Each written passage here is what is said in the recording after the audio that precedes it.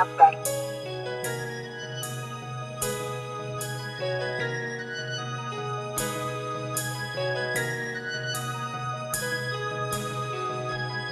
done did a lot. Bueno dia, mi gente. It's your boy Prince of Pain. Welcome to the House of Pain.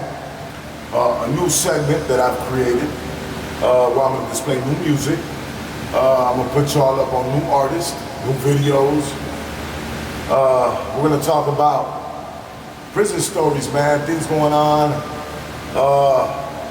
within the prison culture in our rough communities, things that happen while we're locked up. Maybe stories, man, that can motivate you and inspire you. This show's dedicated, man, to the brothers locked up and could use a re-entry example and maybe some resources to get them back in tune with society. Anybody just getting in tune, this is take 2 of IDOC with your boy P.O.P. Like I said, man, I was getting asked a lot of questions. Pop, you know, you're in the entertainment business. You have a real story to tell. Why don't you talk about prison a little bit? Yesterday's House of Pain, or the last House of Pain I just dropped, which was #1, I did that. You know, I felt comfortable about it, telling a little prison story, a little positive message to inspire anybody tuned in who had followed my journey. I salute y'all, I appreciate y'all. If you're just now getting in tune, hit the little red button. Subscribe, get in tune with some of my videos, some of my poetry performances, and maybe some of the things I've done throughout my career already. I did 20 years locked up, incarcerated. I got locked up at 19. I learned the craft of and art of spoken word poetry. I think I've let the people know already how Prince of Pain and P.O.P came about, which was in a therapeutic form in prison of me just writing spoken word and therapeutically doing it in a form where I just concentrated on nothing about my inner pain. Today I want to talk a little bit about acceptance. I might talk a little bit about pain. Might give you a little prison story. We got great reviews yesterday. We did over 250,000 in the first 24 hours, so it inspired me to do another little take. Today's episode, man, I want to talk a little bit about survival. You know, especially during this time the whole country and the world is going through with this pandemic, COVID-19. Nobody knew that we was gonna get hit with, you know, some virus that would kill so many people overnight. Nobody knew that overnight we'd be wearing masks, having to sanitize our hands every 20 minutes, drink lemon for our throats just to kill the virus before it comes or not. But survival is an instinct and a trait that we all have, you know, and it's about being prepared, it's about sanitizing, careful who you come in contact with, making sure they're sanitizing, making sure that when you do go within 6 feet of anybody else, you are practicing social distancing for that matter. When I was in prison, man, it was strictly all about survival.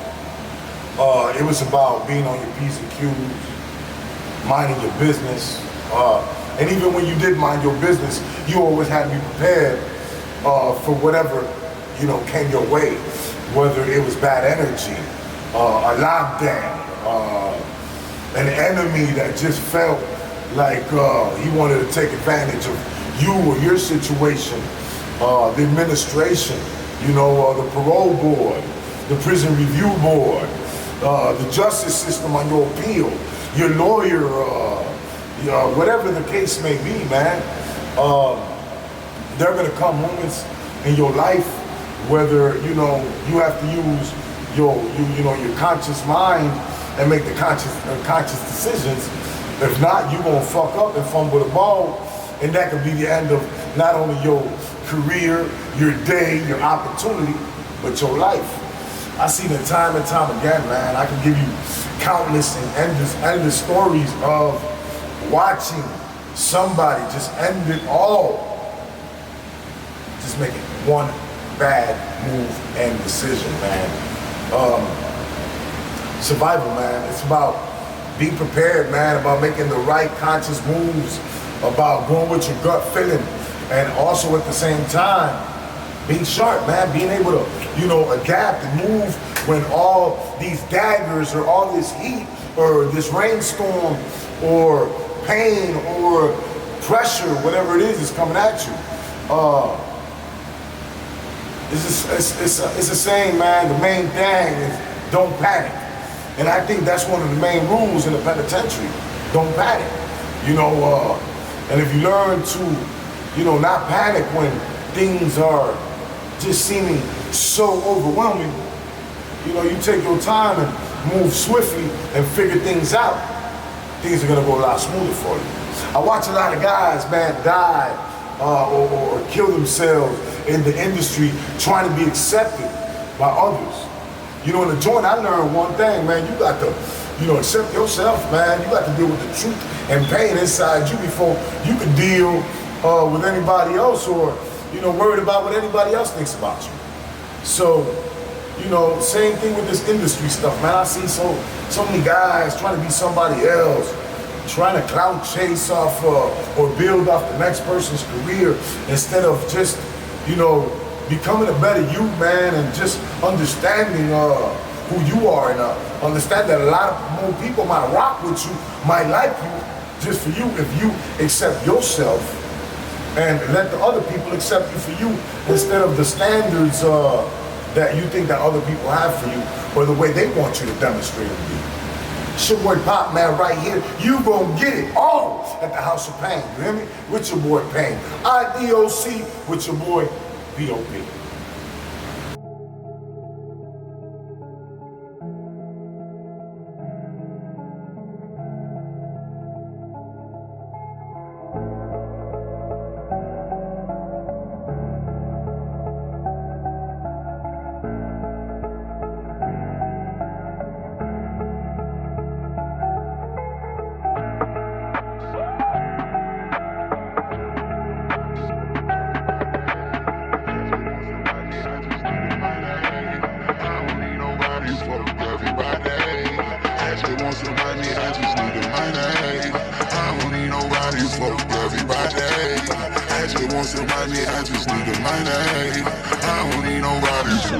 I just want some money, I just need the money. I don't need nobody, fuck everybody.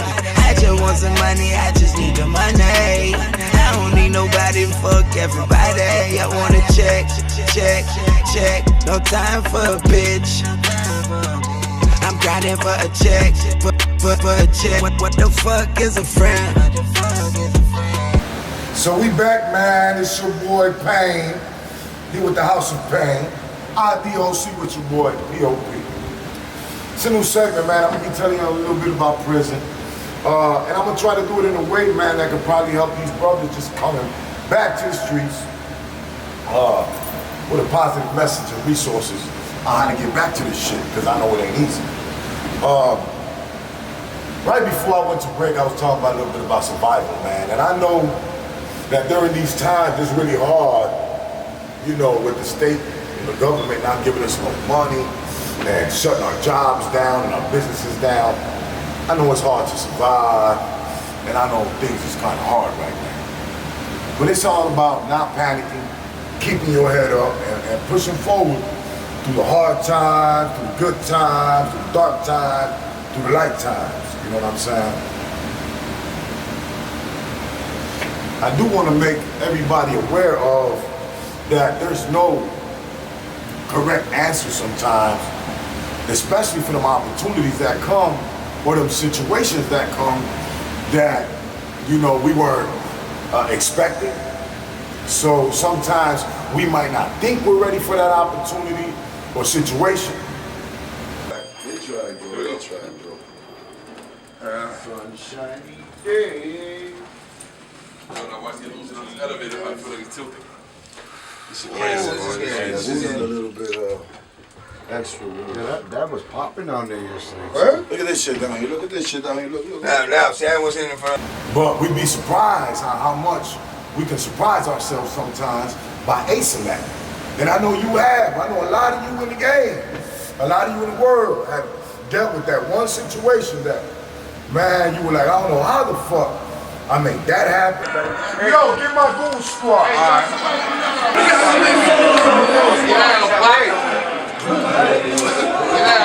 got money up here. Represent, bro. I got up out of that, or whatever the case may be. And those are the opportunities, man, that I believe that God helps you with by just being solid and real. Give you two examples. Example number one. Example number one is, so I was in a penitentiary. Never knew how I'd get, 15 years later today, where I'd be at today, or I could never foresee myself rocking out stages with DMX, rocking out stages with Cuban Link, rocking out stages with Scarface, rocking out stages with Twisted, Pucho Conflict, 8-Ball, MJG, Cameron, The Brat, Bone Thugs, and Harmony, and the list goes on. But God is great. I came to deliver the message, come with word, because I'm only worth what I can do for someone else. I mean, I have a tattoo with my stomach that says, the true worth of a man is not measured by what he does for himself, but what he does for someone else. I'm only worth what I can do for someone else. So I appreciate the fact that people allow me to be worth something. I appreciate the fact One of the realest niggas in the game. You niggas one of the realest niggas in the game. Fuck on one of the realest niggas in the game. You know what I'm saying? I remember being locked up, being very shy and scared to get on the mic and share maybe some of the poetry that I did have. I say I can't help that you don't understand why I do the things I do. And maybe you don't watch the news, or maybe you do and you're confused. Maybe watching politicians or Christian views has you misconstrued. Or you're a parent who's embarrassed by the children you've abused. You accuse me of being violent, but deep down inside, you know the truth. In the streets, what I've done is called surviving when you're forced to make a move. You can lose your life in seconds or wind up in prison blues. No second guessing, so you react and you adapt to those around you before they stab you in the back. Feel the dangers in the air, the stares of disrespect. So much anger, people snitching. I wish they keep their mouths in check. You'll never see me in a courtroom testifying for the state. See, I could give a fuck if they drop the case. I do what I do, only half will contemplate. And see, I don't hate you because you're different, but look at shit this way. Would you rather express myself like this or snap out someday like that whiteboard, Timothy McVeigh? I pray to God, but he won't listen. Pay attention, do the math. You multiply my life by 10, they cut my sins in half, and all the brothers that I buried to the times that I've been shot. Then subtract the fact that you're rich and I'm not, and tell me what you got. Because, I was one of them street dudes, you know what I'm saying? So when they got time to get up there and perform or whatnot, I looked at it at that as maybe, damn, how the fuck they gonna look at me? How am I gonna be accepted? Are they gonna laugh? This and that and other. So it came a moment where right after I learned how to, demonstrate with poetry, where I got enough courage with an opportunity that was handed to me to come and demonstrate and perform not only for a large crowd, but also for special guests that were coming to visit Stateville,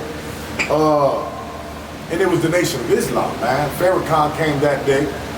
I got to rock out not only, the stage, that day, but I got to rock it out for like 1,500 inmates that were in the auditorium in gym that day, along with the brothers of the Nation of Islam and Farrakhan. And, you know, I got a very, very big response, you know, and I got a lot of applause. I had guys pounding on their chest, and I got threatened for inciting a riot that day, and I almost got in trouble. I even got threatened to not even do no kind of in the trenches speeches, and they call them hate speeches. But it wasn't no hate speech. I was actually just doing some gritty, hardcore poetry. Don't listen to the words and think that they're disturbing or act like you ain't heard them. What'd he say? Just because I'm an urban. You can cuss me if you want to. You can ban me from your stations. You can write whatever the fuck you want and vent your anger to the nation. All right. Could. But you never understand because you're the rich and I'm the poor. And see, there's more than hate that separates the roses from the thorns. Damn. More than a coincidence that me and my brothers and sisters are the ones who reform. Shit. I don't mean to question your perception of life. But to keep this shit gangster, I get the impression that bitches don't know what it's like. That, you know, it made a lot of brothers feel, and I guess they thought it could make them feel some type of way where it could incite a riot. Nevertheless, I kept doing it, you know what I'm saying? I kept getting threatened. But let's just say when that brother told me, Pop, it's some tryouts for a poetry slam. And it's for African American Month. And there's gonna be special guests in the house. If my balls would have shriveled up, or my dick would have shriveled up and my booty hole shrunk up, and I would have got scared because it was gonna be all type of people, I would never got, you know, the opportunity that day and the courage that day to keep on rocking the mic, to keep on getting the opportunities. Hey, what the fuck? It's like Che Guevara telling us not to imagine. Like Charles Manson asking us for a little compassion. Like passing out big 40s to kids on X and acid. Like the tears falling from a mother's face on a child's casket. So tell me what the fuck it is we even have in common. Cause people like Bush and all them motherfuckers just make me wanna vomit. Reverend Martin Luther King had a dream. What'd he say? And he was killed. Don't act ignorant. You know the deal. Their mission is pain. The sufferance of single mothers and prison fathers. They flood the streets with guns and drugs and they watch us kill each other. And yet they think it's fair when they compare all our wounds and scars. But to me that's like trying to compare a canoe to an Ozark. And they said I was born to fall in love without a heart. That shit don't make no sense. It don't. I don't get it. That's like trying to turn a thoroughbred How you do that? into a mark. How do you do that? You can't. I love y'all, Detroit. So, you know, it's all about, you know, surviving, being prepared, even when you don't think you are prepared. I remember I got a phone call one day. This ain't a prison story, but this right after prison. I got a phone call. Now, mind you, I'm not a rapper yet. You know what I'm saying? I'm not doing no music yet. I'm just pretty much doing some open mic, colleges or local venues on the poetry side. You know, I've even been at a couple of radio stations where I'm just spitting poetry.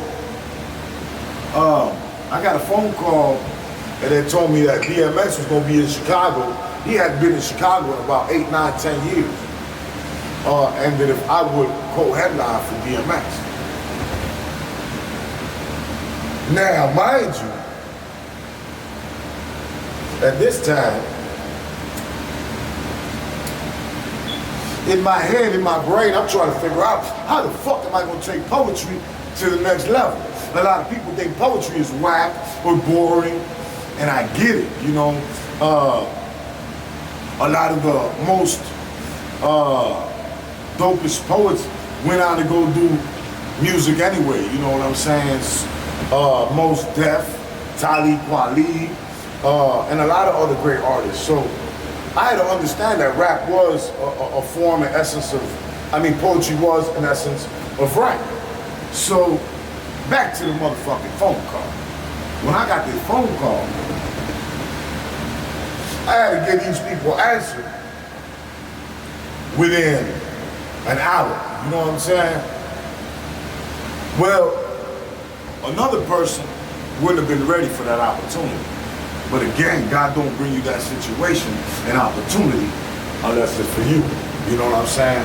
So, again, man, don't panic. No matter how tough things get, know that if you a real survivor, you gonna get through it. You know what I'm saying? Whether it's a financial situation, whether it's pressure, a relationship, a business opportunity. If it ain't for you, it ain't for you. You know what I'm saying? And you'll know that. Always go with your gut. Like I said, it's all about, perseverance, man.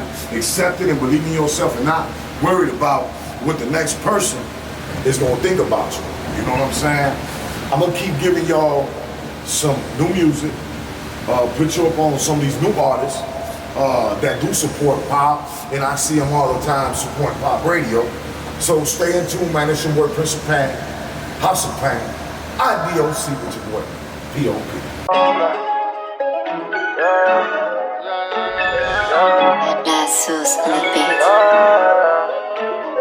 They got that smoke, boy.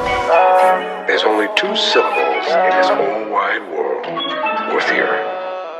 Pussy. Champagne pouring out the bottle, fucking on a European model. Niggas talking tough, but it's cool, yeah. I was never in this shit to lose, yeah. Ride with my niggas and we all black. You just in the way, nigga, fall back. Face down, her ass up. I ain't never ever need a backup. She in love with a nigga.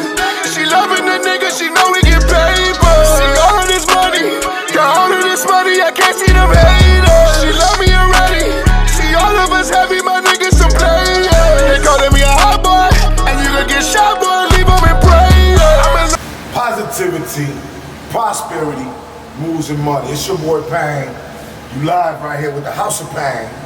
IDOC with your boy P.O.P.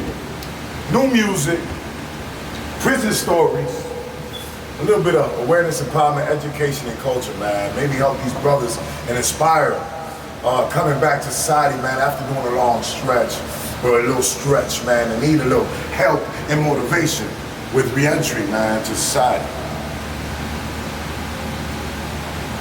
Those just tuning in, man, I owe y'all the prison story, I guess.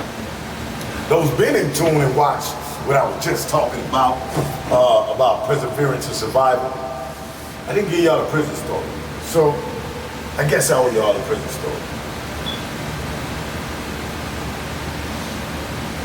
I remember one time, man, I went out to the yard and just another day, man, you know what I'm saying?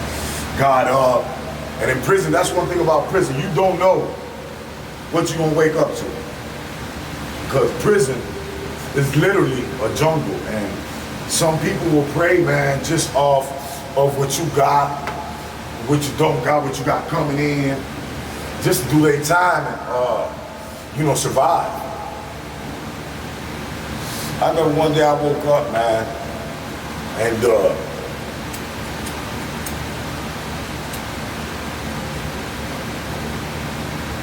like I said, I woke up, I didn't know what the day had in store for me. It was early in the morning.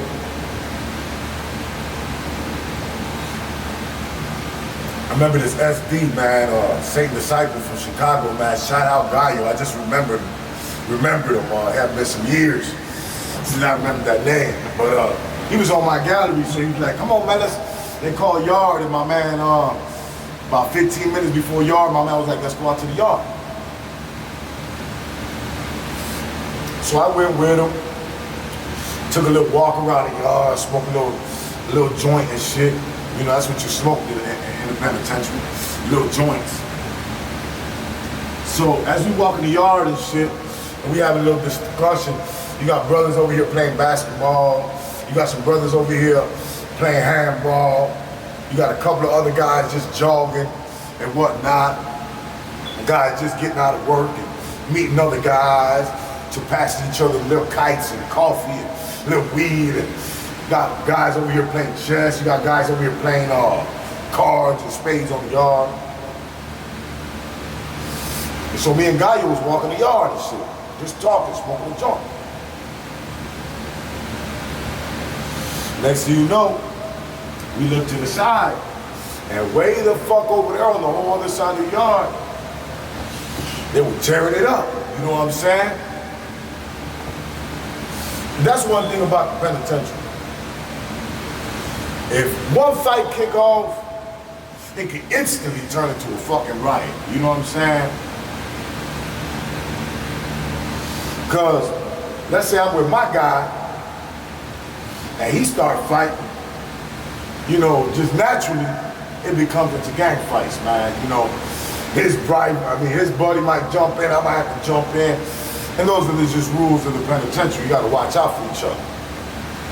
So, as we're walking the yard, it kicked off way the fuck over here. So, we looked up, by the time you know it was about 5, 6 guys, 7, 8 guys, fighting on the basketball court, way the fuck on the other side of the yard though. Naturally, when it's a fight in a max penitentiary, first thing you do is look up after you get your money in at the gun tower. Because any minute, that gun tower is gonna shoot. So naturally, they're supposed to shoot first in the air once or twice for a warning shot. But just like in the Chicago Police Department, New York Police Department, Minneapolis Police Department, Miami Police Department, and all them other police departments, you got corrupt officers. So they look for any opportunity that they can to capitalize on. Well, that day I got capitalized on. While we was walking the yard, man, I guess we didn't jump on the floor fast enough where there was a trigger-happy police officer in the gun tower, a female actually. And she busted that thing about 8 or 9 times. And mind you, I'm on the other side from where the incident kicked in. But anybody who knows Pop for being locked up or was a family member of mine know that, yeah, I got shot in the penitentiary by a gun tower. Now you ask yourself, how does that happen? How the fuck do you get shot in prison? By the police. Yeah, it happened. They tried to take me out. I got hit right here in the arm, little good skin, and I survived. And that's one thing when you're in one of them situations. You be like, man, how come you gonna become a millionaire? You know what I'm saying? Just off of that. Well, that situation wasn't meant for it. And when you're in the penal institution, ain't no lawyer finna take your case. Not for no case against a state. You know, you got to have all type of witnesses and evidence and all type of other shit. And not to mention, you already got a Class X behind your back to even get it to a civil, one of them judges that even gonna take your case. I fell, I chipped my tooth. I was fucked up for a little bit, but it was a brother in the name, in the joint by the name of Kike. Salute to Kike, man. He was a prisoner, a Cuban dude, Oleg King, man, who had did 32 years locked up. At this time, he was already locked up 32 years. He was one of them brothers that got to go to the board every year after, I guess, he did 20 and 30 years. And it was on the prison review board to be like, okay, you know what? You did enough time, we're gonna let you go. So I had seen him go to the board numerous years and thought he was gonna go home. He thought he was gonna go home. But I guess the 32 years he had did just wasn't enough, you know what I'm saying? But Kike did, he was so smart, man. He taught me a lot at shepherdizing cases and doing case law. He filed a lawsuit for me. The lawsuit I only made it to the court where, you know, the judge was like, man, you better take this little old 10 bands and get you an early release program when you 2 years short, and that's how we gonna get you. And that's what I did, man. I took the little old 10 bands, and when I came 2 years short to my sentence, they sent me to a minimum joint to a work camp. But that's how fucked up it is. You know what I'm saying? The lady that lost her job, I wound up home 2 years early, and they put me a couple of dollars in my pocket. But anybody else would have got a case. You know what I'm saying? Because I was nowhere near where them boys on the other side was. She just felt like taking a poke at us. You know what I'm saying? So by the grace of God, man, I dodged that many 14 anywhere else in my body, and I lived. You know? So, again, man, you know, I was telling y'all in the last little House of Pain, the first one I did, if you ain't, you know, about that life, man, you ain't ready for that heat, you ain't ready for that 20 years, you ain't ready for that big yard, and I ain't even got to them knife stories yet. You know what I'm saying? I got some good ones of that. Some good tunnel stories, some good well parties. You know, Pop survived a lot of shit, seen a lot of shit. So stay in tune for the rest of the House of Pain. I got a lot of shit coming up for y'all. And another thing, man, I need everybody to understand that accept this thing I was talking about. Accept yourself, man. Forget about what everybody else is thinking. You know, they might think you're lame. They might think, you know, you too young, you too old, you too big, you know, whatever. You know what I'm saying? You make that shit happen. You show them you got sauce. You show them you incredible. You show them you special. You know what I'm saying? Because all of us got that special shit in us, and we just got to know how to motherfucking formulate that shit. You know what I'm saying? So it's your boy Prince of Pain. Never forget either, man. It ain't about where you from. Motherfuckers be thinking, oh, I'm from Chicago, I'm a bad motherfucker. I did 20 years, I'm a bad motherfucker. No, it ain't about where you from. It's about how you come, man. Stay humble, stay real, and accept yourself, man. Learn to love yourself, and you're gonna live a lot better, more productive life, man. Positivity, prosperity, moves and money, baby. Prince of Pain, baby. Let's get it. This is Puerto Rican motherfucker. Chicago in the They want pain. They want it